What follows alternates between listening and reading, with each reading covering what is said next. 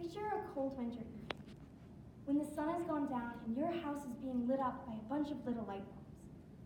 You walk up to the window, and the first thing you see is your own reflection.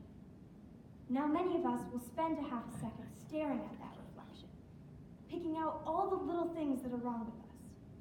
But then when we focus really hard, we notice the beautiful snow-covered trees and the little blue house across the street. But why did it take so long to focus? Why did we waste that half a second instead of noticing the beauty of our surroundings right away? I believe that noticing what's around us is becoming a thing of the past, but it doesn't have to be. It could all change if we just examine the relationship we have with ourselves, our phones, and the world around us. Let's start out looking at the relationship we have with ourselves.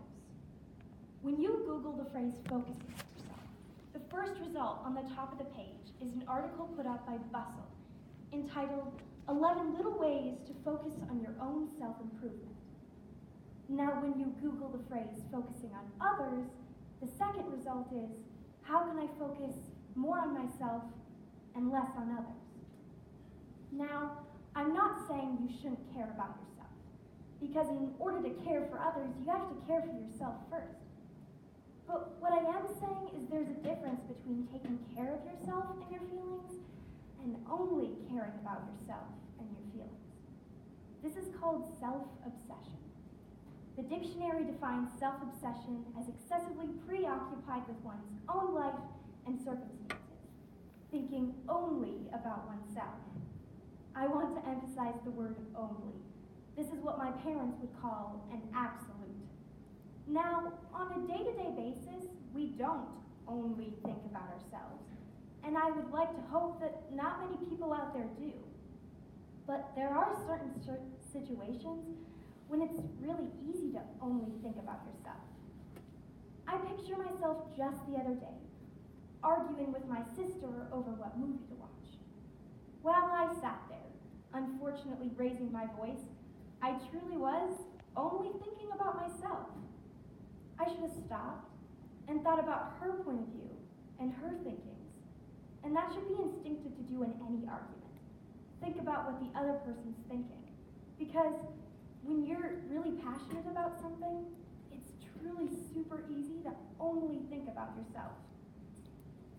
In today's society, self-obsession is becoming a more popular trait. Professor of organizational psychology, Dr. Ronald E. Riggio, seems to believe that society is shifting towards a new idea of individualism. What's wrong with this? Well, along with this individualism comes a lack of empathy. But why is it today that society is so focused on themselves? Honestly, I think two simple words can kind of sum it all up. Cell phones. We can't deny the fact that cell phones bring about a whole lot of self-obsession. Not only cell phones, but what's on the cell phones. Social media. Just think about selfies, for instance. Photos that are literally all about yourself. Author Nazim Manzarov claims that the existence of selfies all boils down to one thing: self-obsession. And that's what social media is filled with. Person after person after person posting things to get likes or sympathy or support, or for someone just to say they look nice. And along with this vulnerability comes a whole lot of judgment. And the judgment that happens on social media affects us immensely. We're constantly worrying about what others see when they look at us, or what they think when we're walking down the halls, or what they say when we're not around. But think about it. How self-obsessed is it to think that people are constantly thinking and talking and looking at you? I can admittedly say that I have wasted hours of my life worrying about what other people thought of me. I could have spent that time focusing on what's around me. But we don't have to stay in this mindset if we don't want to.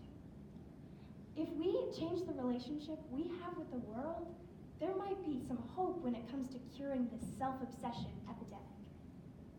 Get this. In November, it was reported that humpback whales in the South Atlantic have recovered from near extinction. And in February of 2020, they're coming out with a new form of Sesame Street, aimed at helping refugee children. Why is it that these aren't the things we're focused on? I think we all just need to take a step back. In the summer of 2018, I was invited to go to a leadership camp in the middle of nowhere. And when I say that, I'm not exaggerating.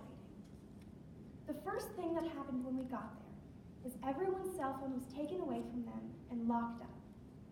Now this scared me for a little bit at first, but what scared me even more is the fact that there wasn't a mirror in sight. Now, I went into this knowing that we'd be sleeping in tents and using outhouses, but I didn't think that meant they weren't going to provide mirrors. I spent an entire week not looking at myself in the mirror, and honestly, it was one of the best weeks of my life. Not once was I worried about what other people thought of me, because I didn't even have the opportunity to judge myself. And I was able to spend that entire week focusing on what matters, because I didn't have my phone there to distract me or encourage judgment. Now, I'm not saying you need to get rid of all your mirrors and throw away your cell phones in order to be happy. But when was the last time you noticed a bird pulling a worm out from the ground? Or you had a conversation with someone when you looked them in the eye without holding your cell phone in your hand? Or you took in the beauty of the little ice crystals that form on your car window in the morning? I believe we can all consciously make an effort to be more aware of what's around us. And maybe, if we change the relationship we have with our phones, we'll be able to change the relationship we have with ourselves, which in turn can change the relationship we have with the world. So next time you walk up to the window, instead of staring at yourself, you can immediately notice the beauty of what's outside, and immediately